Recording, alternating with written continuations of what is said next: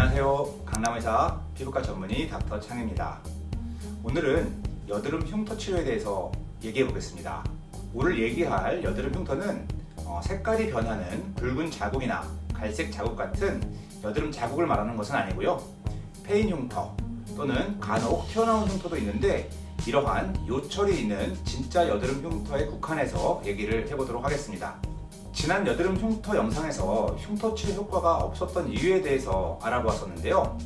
그만큼 여드름 흉터 치료 효과에 대해서 확신이 없는 분들이 많고 과거에 치료를 했었지만 그 효과에 만족하지 못했다는 얘기를 많이 듣습니다. 가장 흔한 이유가 주로 프락셀 같은 레이저 단독 치료만 받은 경우가 많고요. 복합 치료를 했다 하더라도 치료 방법이 흉터 타입에 따라서 적절하지 않았거나 치료 횟수가 충분하지 못했던 경우도 있습니다. 그럼 여드름 흉터 치료하면 얼마나 좋아질 수 있을까요? 우선 흉터 종류에 따라서 그 결과가 좀 다릅니다. 흉터의 종류는 그 모양에 따라서 구분하는데 둥글게 패여서 경계가 완만하게 둥근 롤링 스카, 뾰족하게 패인 아이스픽 스카, 박스 형태로 그 경계가 각이 져 있는 박스카, 피부 위로 돌출해서 튀어나온 형태의 비우성 흉터가 있습니다. 우선 아이스픽 스카, 즉 뾰족한 흉터, 송곳물 흉터라고도 하고 주로 모공 부위에 생겨서 모공성 흉터라고도 하는데요. 이러한 흉터는 치료 효과가 가장 떨어지는 형태입니다. 기본적으로 모공에서 이런 흉터가 발생하기 때문에 그 흉터의 깊이가 그 모공의 깊이만큼이나 깊습니다. 우리가 모공 치료를 할 때 모공을 없앨 수는 없고 어느 정도 모공을 좁히는 게 목적이듯이 이러한 아이스픽 흉터는 없애기는 힘들고 어느 정도 흉터가 좋아지는 것에 만족해야 합니다. 좋아지는 정도를 수치로 말하기는 좀 애매하지만 이런 아이스픽 스카의 경우에 대부분 한 50% 정도 좋아지면 그래도 꽤 괜찮은 성적이 아닐까 싶습니다. 간혹 이런 모공성 흉터 중에서 그 사이즈가 크고 좀 두드러지게 구멍이 뻥 뚫린 듯이 보이는 경우에는 펀치를 이용해서 절제해내고 봉합하는 시술을 하게 되면 물론 아주 깔끔하게 없앨 수도 있지만 이러한 방법을 얼굴 전체에 적용하기에는 무리가 있습니다. 그럼 다른 형태의 흉터는 얼마나 좋아질 수 있을까요? 뾰족한 아이스픽 흉터를 제외한 둥글게 패인 흉터나 경계가 각진 박스 흉터 또는 튀어나온 형태의 비우성 흉터의 경우에는 상당히 많이 좋아질 수 있습니다. 수치로 표현을 하자면 80% 이상 좋아질 수가 있는데요. 그럼 100%는 안 될까요? 피부 표면의 높이를 일정하게 맞추는 것은 치료를 반복한다면 100%까지 올라오는 경우도 있습니다. 하지만 흉터 부위의 피부 질감과 색감은 그 정상 피부와는 좀 차이가 있기 때문에 표면이 평평하게 맞춰진다 하더라도 주변 피부와는 색감이나 질감에서 차이가 날 수 있습니다. 따라서 치료 효과를 100%라고 말하기는 어렵습니다. 또한 개별 흉터 한 개를 봤을 때는 100% 올라올 수가 있지만 얼굴 전체를 봤을 때 모든 흉터가 100% 올라오는 것은 좀 어려울 것 같습니다. 정말 모든 흉터를 100% 올라올 때까지 치료한다고 하면 근접할 수는 있겠지만 우리가 일반적이고 현실적으로 가능한 치료 횟수로 치료 결과를 예상해 본다면 한 80% 이상이 되는 것으로 보는 것이 맞겠습니다. 이 외에도 흉터 치료 결과에 영향을 미치는 것은 피부 재생력입니다. 아무래도 나이가 젊은 분들이 나이 든 분들에 비해서는 재생력이 좋습니다. 하지만 이것도 절대적인 기준은 아니라서요. 40, 50대 분들을 흉터 치료하더라도 흉터가 잘 치료되는 분들도 있습니다. 그리고 젊은 분들도 재생력이 좀 떨어지는 분들은 흉터가 잘 차오르지 않는 경우도 있습니다. 하지만 일반적으로 봤을 때 젊은 분들이 재생력이 좋기 때문에 아무래도 한 살이라도 젊을 때 시작하는 것이 좋습니다. 다만 금방 좋아지는 분도 계시지만 피부 재생 능력에 따라서 연령에 따라서 타고난 피부 특성에 따라서 차이가 있기 때문에 같은 효과를 내기 위해서 필요한 치료 횟수는 개인차가 있다는 말씀을 드립니다. 흉터 치료 방법 알아보겠습니다. 첫 번째, 서브시전입니다. 서브시전 시술은 바늘을 흉터 부위의 피부 속에 삽입해서 흉터 바닥을 아래로 당기고 있는 섬유 조직을 끊어주고 그 부위에 피부가 재생될 수 있는 공간을 만들어줘서 패여있는 피부를 올리게 됩니다. 손으로 직접 바늘을 이용해서 시술을 하기도 하고 피부 속에 강한 압력의 공기를 밀어넣는 장비를 이용하기도 하는데 저는 개인적으로 직접 손으로 하는 시술을 선호합니다. 왜냐하면 기계를 이용하면 시술이 편하고 좀 빠른 장점은 있지만 아무래도 원하는 깊이에 원하는 모양으로 정교하게 시술하기에는 손으로 바늘을 직접 이용해서 하는 것이 가장 유리하다고 생각합니다. 자, 흉터 치료 방법 두 번째, 도트필입니다. TCA라고 하는 비교적 강한 박피제를 페인 흉터 부위에 침투시켜서 조직에 손상을 입힌 다음에 손상된 조직으로부터 피부가 재생되어 차오르는 원리를 이용한 치료 방법입니다.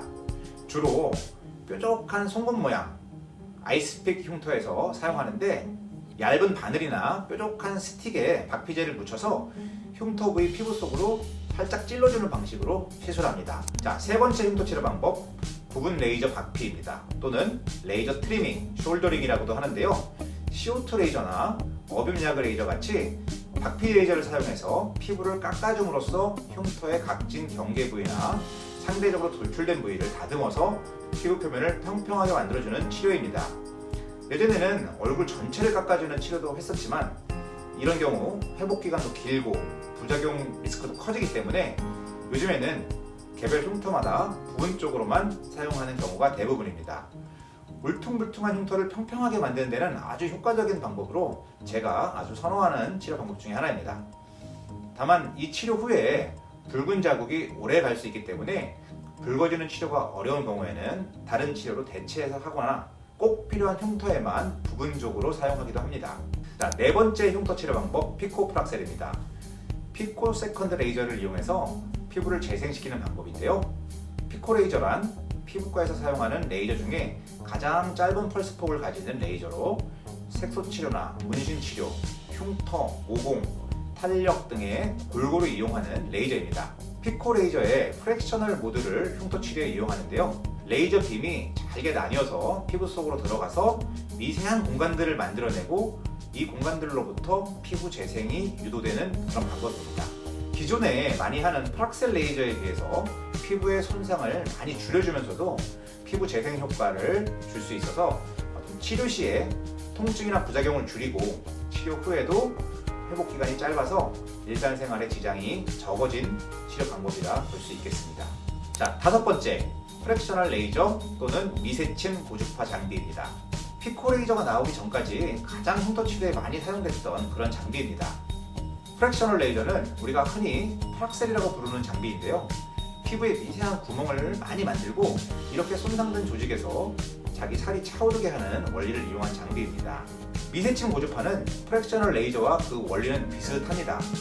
다만 레이저가 아니라 고주파 열 에너지를 이용하는데 여러 개의 미세한 바늘을 동시에 피부 속으로 삽입해서 그 바늘에서 고주파가 나와서 피부에 열 손상을 줘서 피부 재생을 유도하는 장비입니다.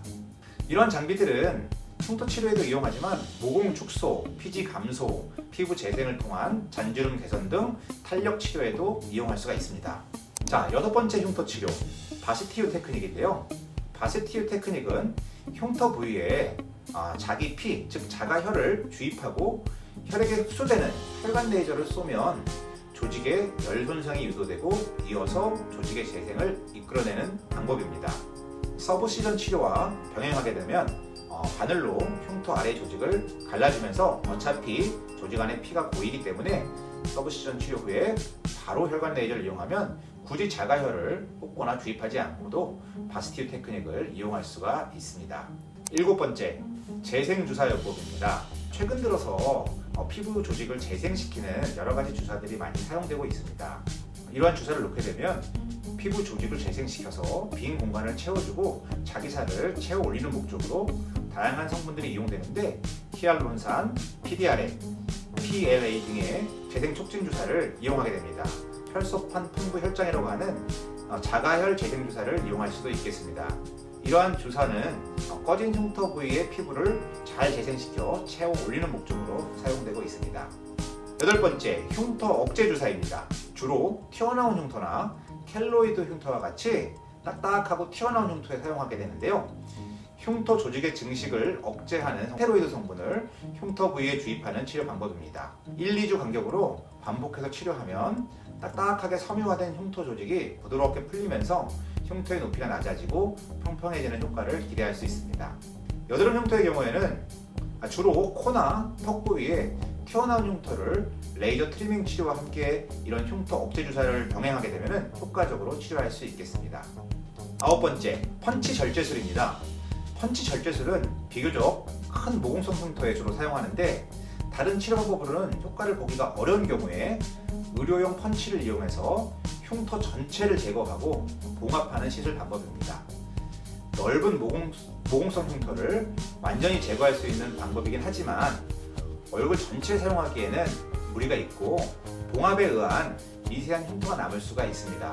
따라서 피부에 구멍이 뻥 뚫린 듯이 비교적 깊은 모공성 흉터에 사용하고 있습니다. 여기까지 다양한 흉터 치료 방법에 대해서 알아보았습니다. 그럼 이 치료 방법을 다 사용하는지, 어떻게 조합하는지, 몇 번이나 치료하는지 궁금하실 것 같습니다. 치료하는 피부과 선생님들마다 주로 사용하는 방법이 다를 수 있고 치료 횟수도 다를 수 있습니다. 다만 한 가지 치료보다는 복합 치료를 하시기를 권해드립니다.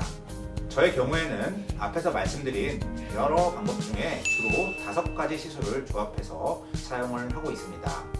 흉터의 모양에 따라서 어떤 모양의 흉터가 주된 흉터인지, 환자분이 치료 후에 붉은 자국이 생겨도 일상생활에서 괜찮은지, 이러한 여러 가지 상황에 따라서 치료 한두 가지를 빼거나 추가해서 치료 계획을 세우게 됩니다.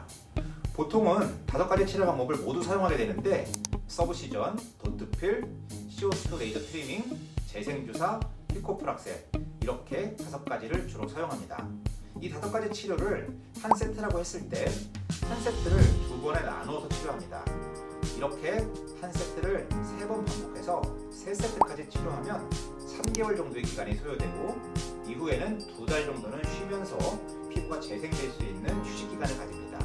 이후에 치료가 더 필요한 경우에는 한 세트에서 3세트 정도까지 추가 치료를 하게 됩니다. 이렇게 총 6세트를 치료한다고 가정하면 휴식 기간까지 합쳐서 총 8개월 정도 기간이 소요되고요. 이후 피부가 재생돼서 회복되는 기간을 2개월에서 4개월 정도 생각한다면 총 6세트 치료의 경우에는 총 10개월에서 1년 정도 후에 우리가 어느 정도 기대하는 결과를 볼 수 있겠습니다.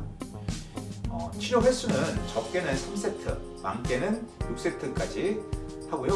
흉터가 심하거나 피부 재생력이 떨어지는 경우에는 7세트, 8세트, 9세트 그 이상 치료하기도 합니다. 오늘은 여드름 흉터 치료 방법에 대해서 알아보았습니다. 궁금하신 점은 댓글로 많이 남겨주시고 도움이 되셨다면 구독과 좋아요도 꼭 부탁드리겠습니다. 오늘도 행복한 하루 되세요.